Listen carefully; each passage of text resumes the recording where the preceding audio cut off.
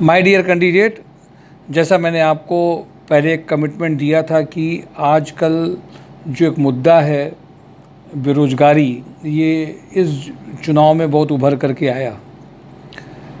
और अब ये मैं चाह रहा था कि किसी भी तरीके से इस मुद्दे को और ऊपर लाया जाए। उसमें आप सबका सपोर्ट चाहिए, आप सब लोगों की मदद से ये आएगा, मुद्दा ऊपर आएगा।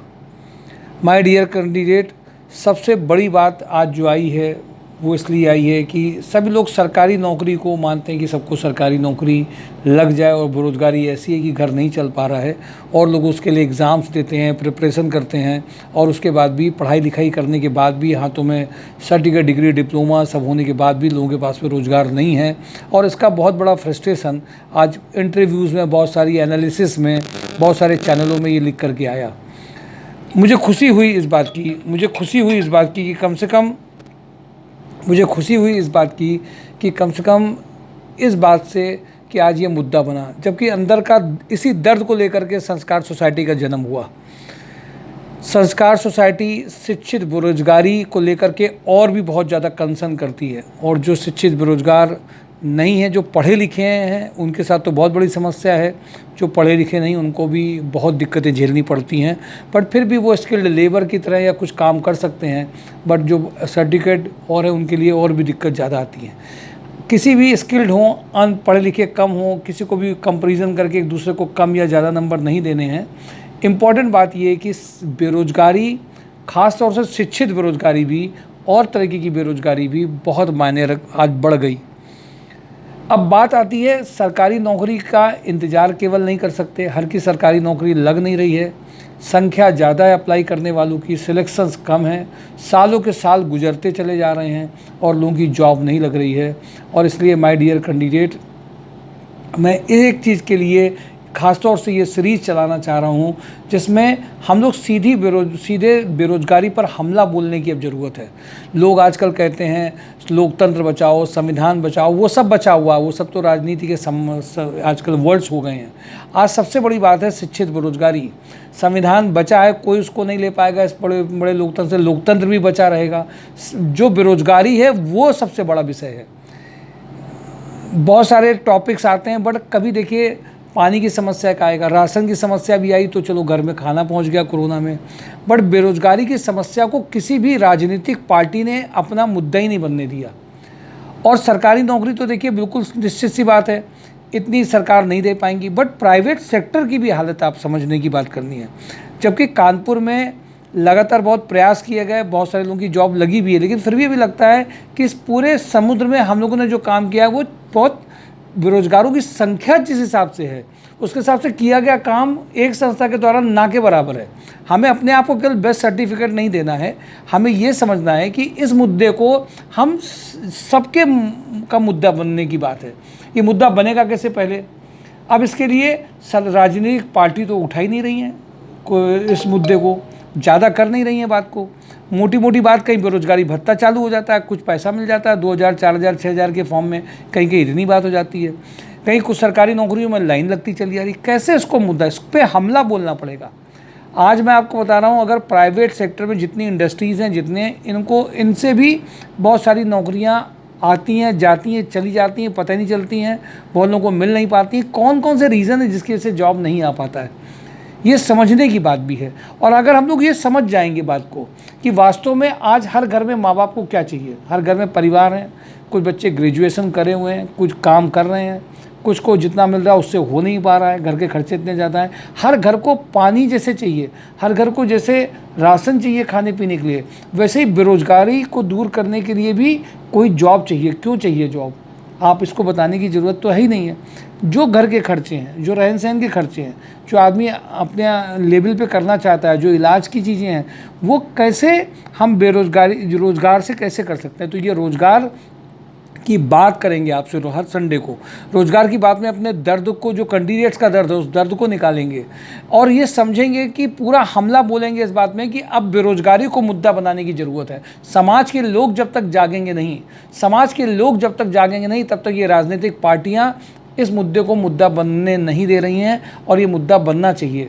हम लोग ये चाहते हैं, वो चाहे बीजेपी हो, चाहे समाजवादी पार्टी हो, चाहे कांग्रेस हो, चाहे अदर पार्टीज़ हो, इम्पॉर्टेंट बात है, हर परिवार का जो दर्द है उसको निकल के आना चाहिए। प्राइवेट सेक्टर का कंट्रीब्यूशन भी इसमें बढ़ेगा, तब पैकेजेस आ पाए, तब लोगों के रोज़गार की बात हो पाएगी। हम और डिटेल में बात करेंगे कौन कौन से रोज़गार उपलब्ध हो सकते हैं, कौन कौन से रोज़गार हैं, कौन कौन सी दिक्कतें लोगों को मिल रही हैं, और कैसे परिवार को चलाया जा सके, कैसे हर महीने हर दिन के खर्चे निकाले जा सकें। इन सब बातों को समझना बहुत ज़रूरी है।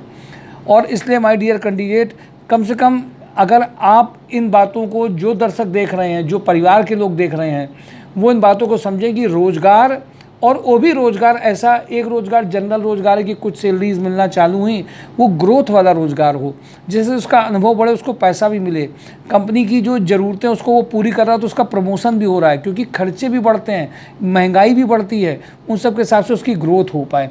सरकारी नौकरी नहीं दे पा रहे, चलो भाई प्राइवेट सेक्टर की नौकरियों के लिए तो कम से कम हम लोग बात करें, रोज़गार की बात तो करें। और इसीलिए माय डियर कैंडिडेट, हर घर का जो दर्द है, हर परिवार का जो दर्द है, उसके लिए हम सबको समझने की ज़रूरत है।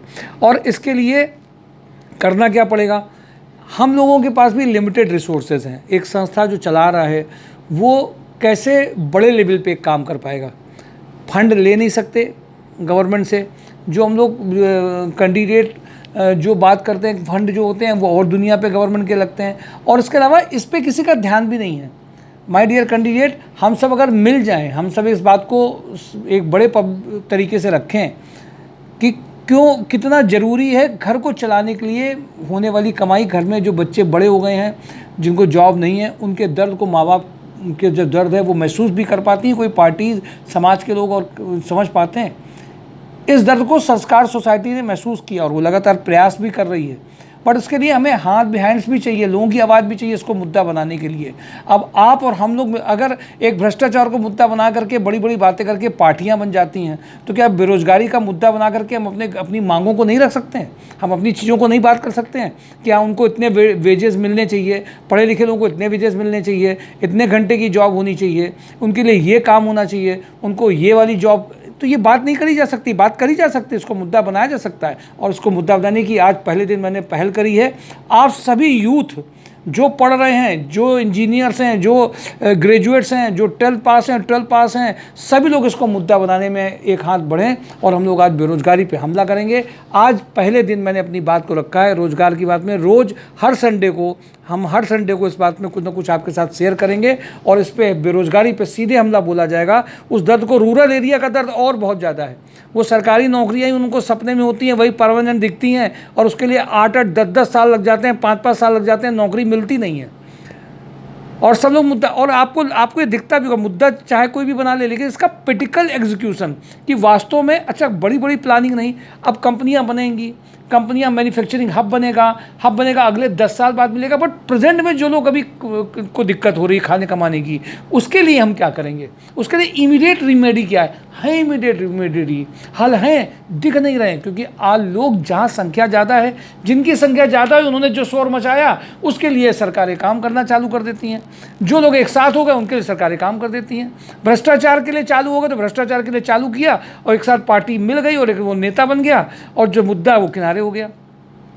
माय डियर कैंडिडेट, बेरोजगारी को मुद्दा बनाना केवल नहीं है राजनीति करने के लिए।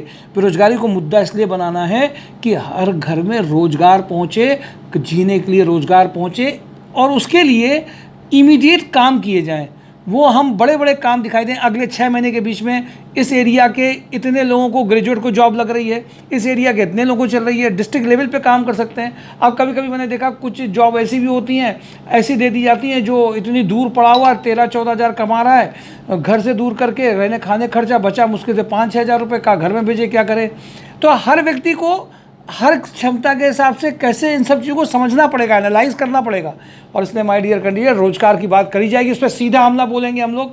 इसलिए नहीं करेंगे, इसलिए बोलेंगे क्योंकि इसमें मास चाहिए, लोग चाहिए, आपकी बातें चाहिए, और लोगों तक ये बात पहुँचे कि केवल लोग रगड़ते नहीं रह जाएँ। नौकरियों की तैयारी करने में middle class, lower middle class का बंदा टूट जाता है। उसके दर्द हम लोगों ने रोज़ देखे हैं, रोज़ हम लोग बात करते हैं, दर्द दिखाई देता है, कितना भयंकर दर्द है उसके पास में। आने जाने के पैसे की दिक्कत आ जाती है। एक यूथ पूछिए, जो बंदे ने पढ़ाई करी हो, पूरी तैयारी करी हो, उसके हाथ में कुछ नहीं होगा, महसूस करके देखिए उसके दर्द में क्या है। और प्राइवेट सेक्टर में पता चला उसको हेल्पर बना दें, दौड़ा शिक्षित पढ़ा लिखा बहुत है उसको एकदम कर रहे हैं। तो एक इसका बैलेंस नहीं है। और जो कम पढ़ा लिखा है वो 4 जगह हाथ पैर मार रहा है, उसके पास जॉब नहीं आ पा रही है। माय डियर कैंडिडेट, ये सारे ज़रूरत है। बात मन में आया कि नहीं इसके लिए बात करनी चाहिए, अब इसके लिए मुद्दा बनाना चाहिए। और इसके लिए छोटे प्रयास जो हम लोग कर रहे हैं ये इस बड़े समुद्र के लिए इतना सफिशिएंट नहीं है। हम सब अगर आप सब मिल जाएंगे तो ये बातें पहुंचने लगेंगी, लोग महसूस करने लगेंगे। जितने भी स्कूल कॉलेजेस से technical non technical school college वाले जितने भी लग रहे हैं मिल रहे हैं, उनको ये सब बात पता चलनी चाहिए कि हाँ रोजगार ज़रूरत है। आज जैसे जल में नल की बात, बहुत नल हर घर पे लगेगा और जल मिलेगा, वैसे भैया हर घर में एक रोजगार भी मिलेगा। इसके लिए सब लोग एक साथ हो जाइए, सारे पढ़े लिखे लोग, कम पढ़े लिखे लोग, सब एक साथ मिल करके इस मुहिम में साथ दीजिए। और जिससे कि अगले 5 सालों में हर डिस्ट्रिक्ट में, हर ब्लॉक में वो जॉब पहुँचे, जिससे अर्निंग आए उनकी योग्यता के हिसाब से। इसके लिए प्रयास और इसके लिए प्लान्स कहाँ हैं, दिख नहीं रहे। और ये हम लोग मांग रख रहे हैं कि इस तरह के प्लान दिखने चाहिए। इसके लिए हमें सारे ग्रेजुएट, सारे यूथ का साथ चाहिए। आप सबसे विनती इस बात के लिए करूँगा, फेसबुक पेज को लाइक करिए, फेसबुक पेज को लाइक करिए, आगे बढ़िए और इसमें सीधा हमला हम लोग करेंगे, जिससे इस मुद्दे को बनाएंगे। Thank you.